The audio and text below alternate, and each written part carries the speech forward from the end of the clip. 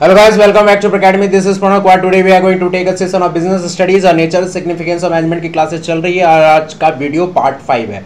तो अगर आप हमारे चैनल पर हैं तो हमारे वीडियोस को फटाफट लाइक जरूर कर दीजिएगा, शेयर जरूर कर दें और सब्सक्राइब करना ना भूलेंगे। क्लास 12 का ये क्लासेस चल रहा है, सेशन 22-23 का सेशन चल रहा है। जो भी बच्चे अगर पुराने प्लेलिस्ट ने देखे जाकर के देख एकेडमी में जाकर चेकआउट करके देख लें। आज का टॉपिक कवर हो रहा है लेवल ऑफ मैनेजमेंट और फंक्शन ऑफ मैनेजमेंट। ध्यान से सुन लेना, ध्यान से पढ़ लेना, क्योंकि नेक्स्ट क्लास में इन दोनों टॉपिक से रिलेटेड केस स्टडी करवाएंगे। और आपको हमेशा बता के रखें, केस स्टडी तभी बनता है जब कॉन्सेप्ट क्लियर होता है। तो कॉन्सेप्ट अभी बनाओ, नेक्स्ट क्लास में केस स्टडी बनाओ। लेवल ऑफ मैनेजमेंट बहुत आसान सा टॉपिक है। कितने तरह के लेवल होते हैं याद रखना, 3 तरह का लेवल होता है। कितने तरह का लेवल होता है? 3 तरह का लेवल होता है।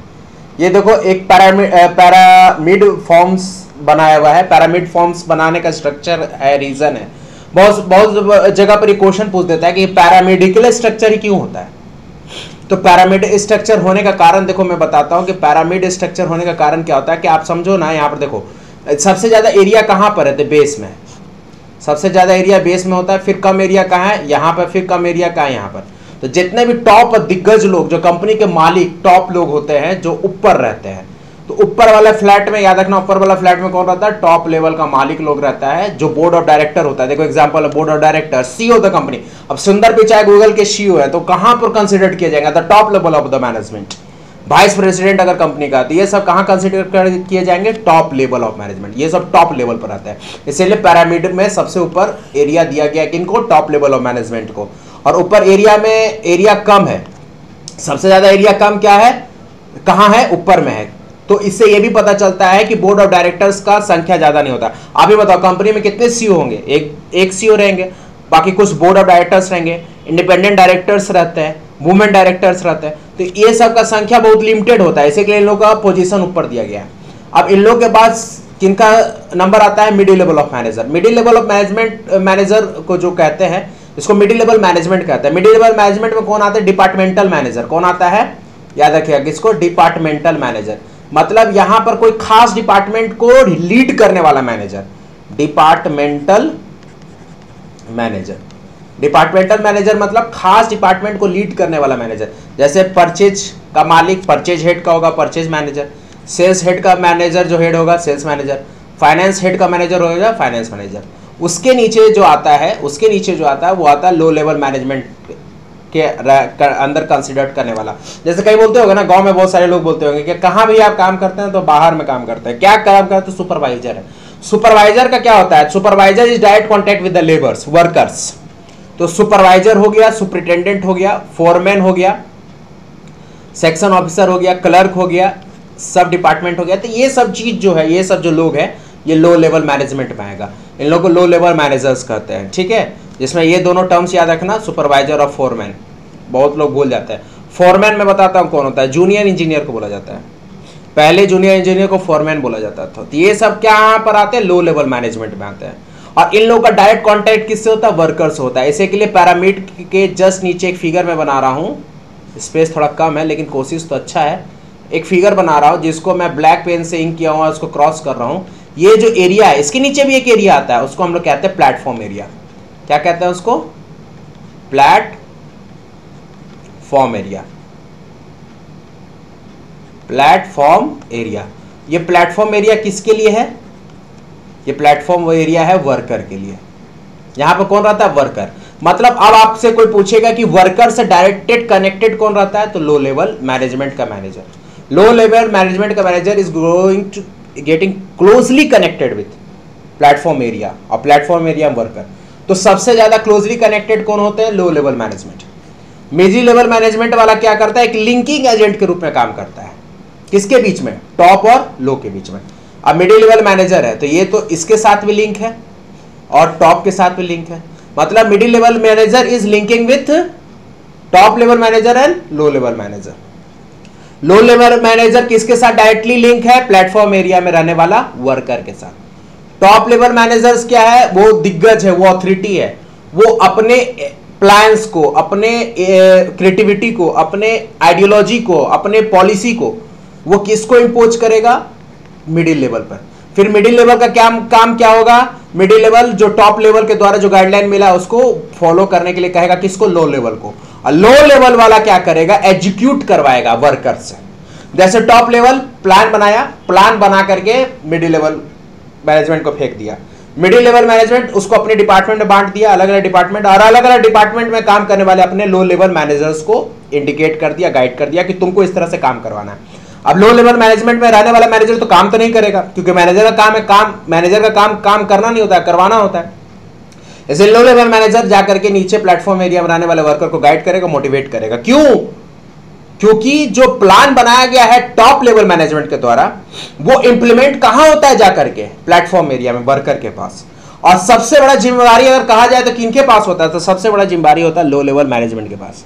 उनके पास सबसे बड़ा जिम्मेवारी है कि अगर वो अच्छे से इंप्लीमेंट नहीं करवाएं किसी भी प्लान या पॉलिसी को, तो टॉप लेवल मैनेजमेंट के बनाए हुए प्लान को अच्छे तरह से ग्राउंड लेवल पर एग्जीक्यूट नहीं किया जाएगा। तो चलिए सबके बारे में थोड़ा थोड़ा पढ़ते हैं। तो चलिए आगे पढ़ते हैं टॉप लेवल मैनेजमेंट के पास। तो टॉप लेवल मैनेजमेंट मोटा मोटी समझ में आ गया। ये फिगर ही काफी होता है समझाने के लिए, फिर भी आपको इसके फंक्शंस और कुछ चीजों को आपके साथ डिस्कस करते हैं। तो आइए टॉप लेवल मैनेजमेंट के बारे में कुछ आपको डिस्कस करते हैं। तो टॉप लेवल मैनेजमेंट क्या है? तो top level management is consist of senior most executive of the organisation. Senior most लोग यहाँ बैठते हैं, जैसे board of director, CEO the company, chief operating officer, ये सब बड़े बड़े दिग्गज लोग यहाँ पर बैठते हैं, जिनका काम क्या होता है, what are the function of the top level management. Function पर जोड़ दीजिएगा, फंक्शन समझ गए तो काम समझ गए। What are the function of the top level management? सबसे बड़ा फंक्शन होता है टॉप लेवल मैनेजमेंट का किसी भी कंपनी के ऑब्जेक्टिव को सेट करना। ऑब्जेक्टिव मतलब होता है गोल्स, कि कंपनी को चाहिए क्या। फिर सेकंड सबसे बड़ा इंपॉर्टेंट फंक्शन होता है प्लान्स एंड पॉलिसी बनाना।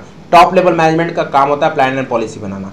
थर्ड पॉइंट क्या है? Organising activity to be perform by person working at a middle level. Top level management का ये काम है कि जो प्लान और पॉलिसी बनाया है वो किसको फॉरवर्ड करेगा? मिडिल लेवल लोग को।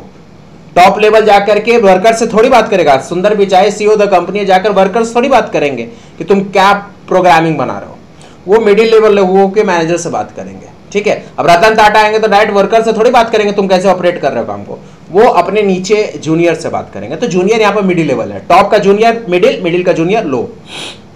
फिर असेंबलिंग और resources such as finance and fix asset. Finance का प्रबंध करना, मैनेजमेंट ऑफ फाइनेंस, ये किसका काम है? टॉप वालों का काम है। और एसेट्स खरीद के ऑर्गेनाइजेशन में देना, ये भी टॉप लेवल का काम है। मशीन खरीदने वर्कर नहीं जाएगा, मशीन खरीदने लो लेवल मैनेजमेंट नहीं जाएगा, मशीन खरीदने मिडिल लेवल मैनेजमेंट नहीं जाएगा, ये टॉप का काम है। Responsible for the welfare and the survival of the organisation. Welfare and survival of the organisation, organisation के हित के बारे में और ऑर्गेनाइजेशन कैसे लॉन्ग टर्म्स तक चलते रहेगा, इसके भी ध्यान रखना का काम किसका है? टॉप लेवल का। ये फंक्शन याद रखिएगा, मोटा मोटी यहीं से क्वेश्चन केस स्टडी आता है फंक्शन से। और पिरामिडिकल डायग्राम अगर आप समझ गए और फंक्शन अच्छे से पढ़ गए तो ये लेवल ऑफ मैनेजमेंट में कोई जान ही नहीं है। चलिए ये मिडिल लेवल ऑफ मैनेजमेंट को समझते हैं। तो मिडिल लेवल ऑफ मैनेजमेंट को हमने सबसे पहले ही बता दिया था क्या है। Middle level of management is act as a linking agent between top and low. Middle level manager जिसमें कौन कौन आते हैं, जैसे परचेज मैनेजर हो गया, सेल्स मैनेजर हो गया, फाइनेंस मैनेजर हो गया, they all perform as linking agent. मैंने आपको एक बेसिक लाइन बता दिया, बस बेसिक लाइन और थीम जो बताते हैं वही दिमाग में बैठा कर रख लो। बुक पढ़ोगे तो सब समझ में तो डेफिनेटली आ जाएगा और याद रह जाएगा। इसे के लिए कीवर्ड पकड़ो, रट्टा नहीं लगाओ, कीवर्ड पकड़ो। इसीलिए हम बुक का लैंग्वेज यूज नहीं करते, हम अपना लैंग्वेज यूज करते हैं। तो यहाँ पर क्या है? Middle level management is use act as a linking agent. Linking agent मतलब टॉप की बातों को सुनेगा, लो की बातों को सुनेगा, टॉप का बात को सुन करके फॉरवर्ड कर देगा लो लेवल मैनेजमेंट से, और लो लेवल मैनेजमेंट से जो भी दिक्कतें आ रही है, जैसे देखो वर्कर से सबसे ज्यादा जो जुड़ा हुआ कौन है? Low level manager. वर्कर से डायरेक्टली जुड़ा हुआ लो लेवल मैनेजर। वर्कर को कोई भी दिक्कत होगा, कोई परेशानी होगा तो वर्कर किसको बोलेगा? लो को। लो किसको बोलेगा? मिडिल को। मिडिल का काम क्या है? कोई परेशानी हो, कोई भी कष्ट हो, कोई भी दिक्कत हो तो मिडिल लेवल ऑफ मैनेजमेंट उसको शिफ्ट कर देगा ऊपर वालों को, मतलब टॉप लेवल मैनेजमेंट को। तो इसीलिए middle level management is act as a linking agent between top and low. What are the function of middle level management? यहाँ मैंने फीचर्स लिख दिया था, ये गलत है, ये फंक्शंस यहाँ पर सुधार लेंगे। चलो गलतियां होती है, कोई बात नहीं, यहां पर सुधार लेंगे। Functions of middle level management. Middle level of management का फंक्शन क्या है? ये फीचर्स नहीं, फंक्शन है। तो 4 तरह के फंक्शन है। सबसे पहला वाला तो आ गया middle level management linking agent की तरह काम करता है। सेकंड वही कि मिडिल लेवल मैनेजमेंट अपने डिपार्टमेंट का काम देखेगा, organising activity of their own department, जैसे जो परचेज में है, सेल्स में, फाइनेंस में अपना देखेगा। मिडिल लेवल मैनेजमेंट का ये काम है कि वो मोटिवेट करेगा किसको? लो लेवल मैनेजमेंट को। क्योंकि मिडिल लेवल मैनेजमेंट किससे कनेक्ट है? लो से। अरे भैया टॉप कनेक्टेड है मिडिल से, मिडिल कनेक्टेड है लो से, तो मिडिल वाले लोग किसको मोटिवेट करेंगे? लो वाले को। लो वाले किसको मोटिवेट करेंगे? प्लेटफॉर्म एरिया में काम करने वाले वर्कर को। सिंपल सा बात। फोर्थ पॉइंट क्या? Cooperate with other department. सारे डिपार्टमेंट से कोऑपरेशन होना बहुत जरूरी है। इस पर एक केस स्टडी सीबीएसई में बहुत अच्छा पूछा था। अदर डिपार्टमेंट के साथ अगर कोरिलेशन अच्छा रहेगा तब ऑर्गेनाइजेशंस का गोल्स एंड ऑब्जेक्टिव अचीव हो पाएगा। जैसे purchase, sales, marketing, finance, purchase, sales, marketing, finance, ये सब आपस में वेल को रिलेटेड होना चाहिए। अगर को रिलेटेड नहीं है, जैसे मान लो फाइनेंस अगर सही ढंग से नहीं मिलेगा तो प्रोडक्शन नहीं होगा, प्रोडक्शन अगर अच्छे से नहीं होगा तो सेल्स नहीं होगा, मार्केटिंग करने के बाद भी सेल्स नहीं बढ़ेगा तो ऊपर वाला फटकार लगाएगा, काहे नहीं सेल्स बढ़ रहा है, तो सीधा सा बोलेगा कि सर हमको फाइनेंस सही समय पर नहीं मिलता है तो प्रोडक्शन नहीं हो पाता है। इसी के लिए मिडिल लेवल मैनेजमेंट में जितने डिपार्टमेंट हैं ये आपस में अच्छे से कोरिलेट होकर चलेंगे, तब जाकर के ऑर्गेनाइजेशन के गोल्स एंड ऑब्जेक्टिव अचीव होगा, नहीं तो नहीं होगा। ठीक है, इस बातों का ध्यान रखिएगा। फंक्शन इंपॉर्टेंट है, फंक्शन पर गौर करिएगा, अब पिरामिड पर गौर कीजिएगा। चलिए अब पढ़ते हैं लो लेवल मैनेजमेंट के बारे में, इनके बारे में कुछ समझ ले। तो लो लेवल मैनेजमेंट को दो नामों से जाना जाता है, इस पर केस स्टडी पूछ चुका है। Low level management is also known as supervisory level and operational level. Bihar board में भी ये क्वेश्चन ऑब्जेक्टिव में आ चुका है। लो लेवल मैनेजमेंट का और क्या दो नाम है? तो दो नाम वालों होता है उन पर तो सावधान हो जाइए, क्योंकि उनसे चीजों को सीखने मिलता है। तो इसको कहते हैं supervisory level, operational level. Supervisory level क्यों बोलते हैं? क्योंकि मैंने अभी जस्ट पढ़ाया था सुपरवाइजर कहाँ रहते हैं? लो लेवल मैनेजमेंट में। ऑपरेशनल लेवल इसलिए बोला जाता है क्योंकि लो लेवल मैनेजमेंट का काम होता है किसी काम को ऑपरेट करवाना।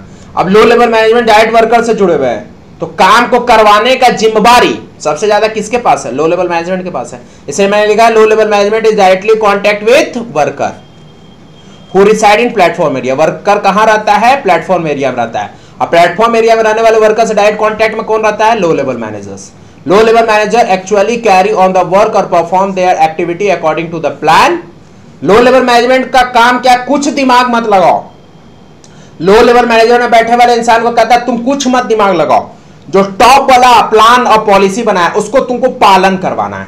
जैसे मैं बन गया एक मतलब सिपाही बन गया या एक दरोगा बन गया, कुछ भी बन गया, अब ऊपर में बैठा हुआ मंत्री या ऊपर में बैठे वाला मेरे बॉस जो भी प्लान है पॉलिसी बनाएंगे वो हमको एग्जीक्यूट करवाना, पालन करवाना।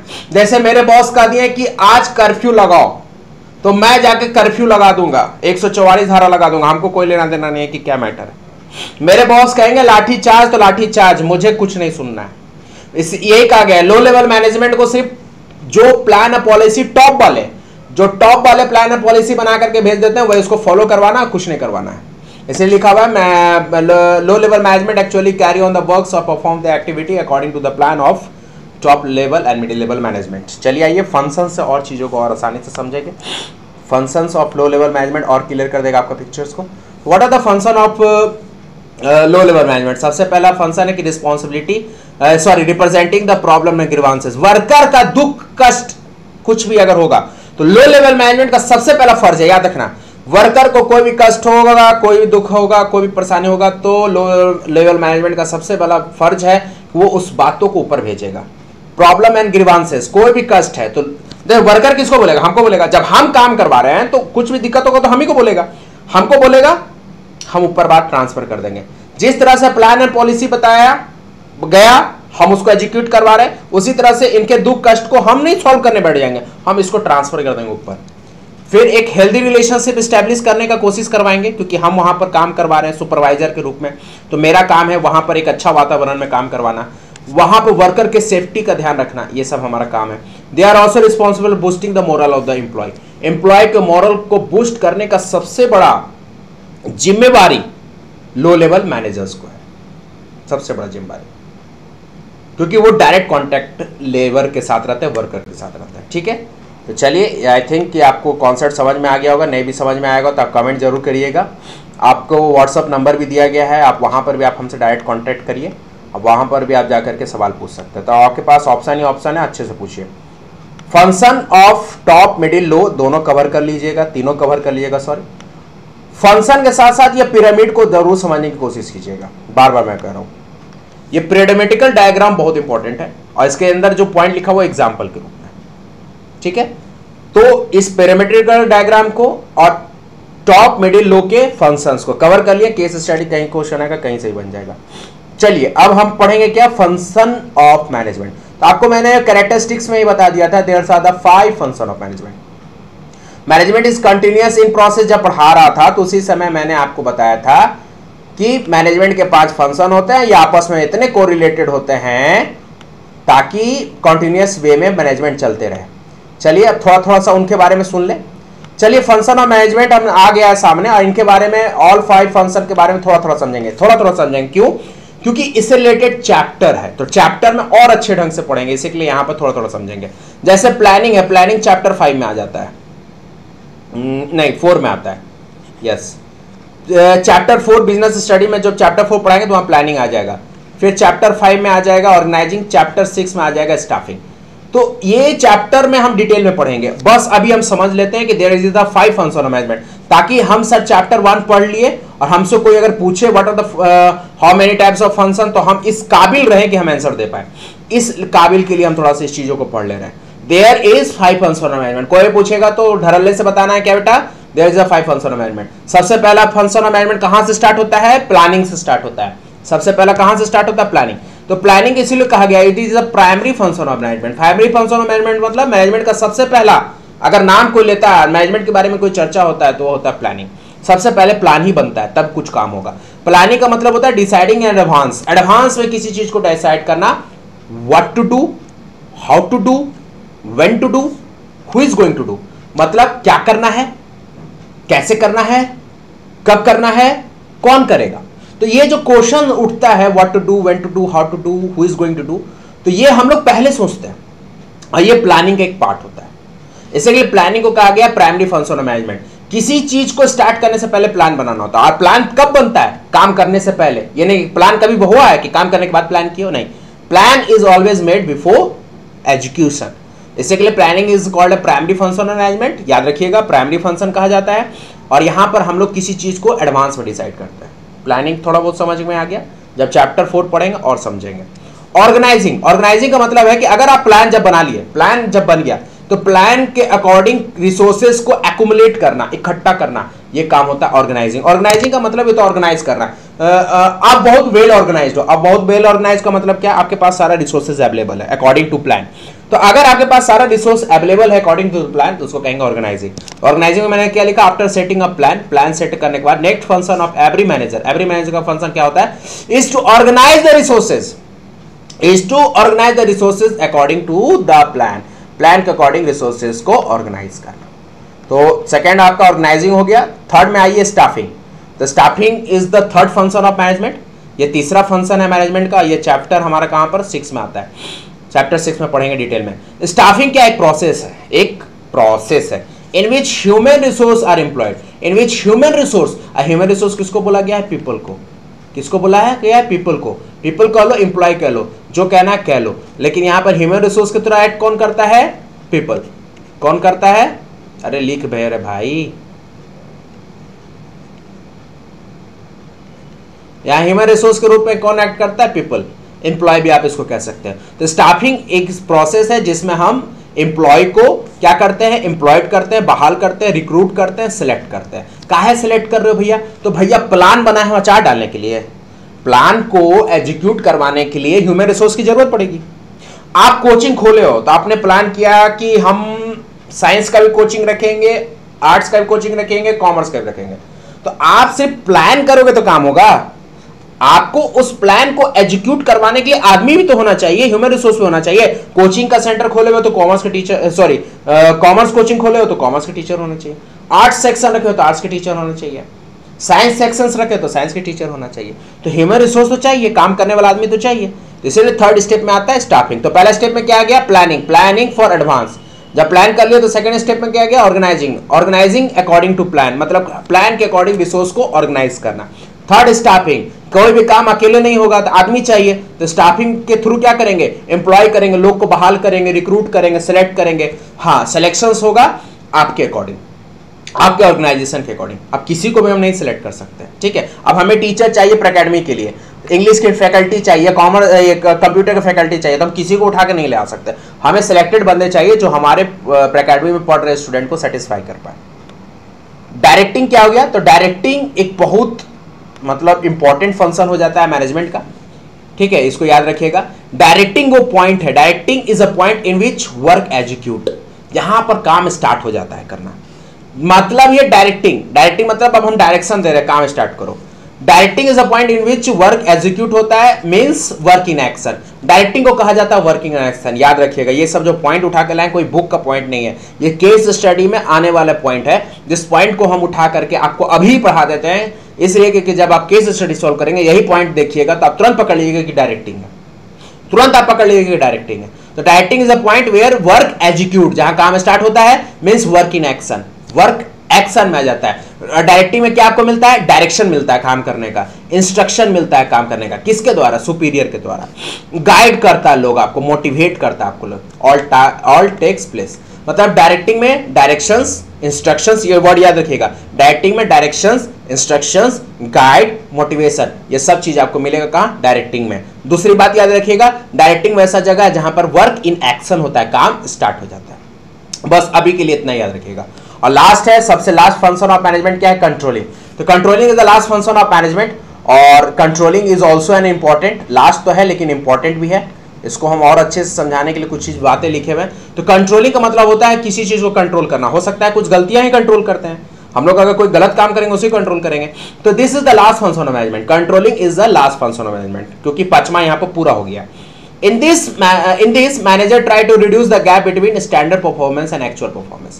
यहां पर मैनेजर हमेशा ये कोशिश करता है कि जो बात हम सोचे हैं और जो बात हम किए, इन दोनों के बीच में गैप कम हो, खत्म होने वाली बात नहीं है। जैसे हमने स्टैंडर्ड परफॉर्मेंस मतलब हमने जैसे रूटीन बनाया कि 8 घंटा पढ़ेंगे, ये मेरा स्टैंडर्ड परफॉर्मेंस है। स्टैंडर्ड परफॉर्मेंस मतलब जो आप बजट बनाए हो, और आपने मात्र 2 घंटा पढ़ा। स्टैंडर्ड परफॉर्मेंस क्या है? 8 घंटा। एक्चुअल परफॉर्मेंस क्या है? 2 घंटा। तो इन दोनों के बीच में गैप कितना है? 6 घंटा। 6 घंटा कहां बर्बाद किए प्रणब बाबू? बताओ। आप इन दोनों के बीच में जो 6 घंटा का गैप बनाए, वो 6 घंटा कहां बर्बाद हुआ? अब आपको क्या करना है? इस चीजों को कंट्रोल करना है। हो सकता है कि आप कहीं दोस्तों के साथ गप्पे लड़ाने चल गए हो, चाय पीने चल गए होगे, सुट्टा मारने चल गए होगे, हेलो बाबू सोना कर रहे होगे, कुछ भी काम कर रहे होगे, कहीं ना कहीं आपका समय बर्बाद हो रहा है। इस चीजों को फाइंड आउट करो, इसको जल्दी से रिड्यूस करो। तो मैनेजर का हमेशा ये फंडा होना चाहिए कि स्टैंडर्ड परफॉर्मेंस जो तय किया गया है और एक्चुअल परफॉर्मेंस के गैप को कम करे। अगर डेविएशन हो जाता है, जाहिर सी बात है डेविएशन तो होगा कम या ज्यादा, तो डेविएशन हमें होगा तो उसको हमेशा क्या करना है? रिड्यूस करना है, टू रिड्यूस डेविएशन। और डेविएशन को रिड्यूस करने के लिए क्या करना होगा? आपको कुछ करेक्टिव मेजर्स लेना होगा, कुछ आपको दवाई नुस्खा लेना होगा, कुछ ना कुछ ट्रीटमेंट करना होगा, और उस ट्रीटमेंट को करने के लिए आपको फिर से प्लानिंग करना होगा। तो अब याद आया, मैंने planning is a continuous process में यही चीज बताया था। प्लान करो, ऑर्गेनाइज करो, स्टाफिंग करो, डाइटिंग करो, कंट्रोलिंग करो। और कंट्रोलिंग में क्या करते हैं? हम स्टैंडर्ड परफॉर्मेंस और एक्चुअल परफॉर्मेंस के गैप को कम करने की कोशिश करते हैं। क्यों? क्योंकि वहां पर कुछ ना कुछ गलतियां हमसे हो जाती हैं।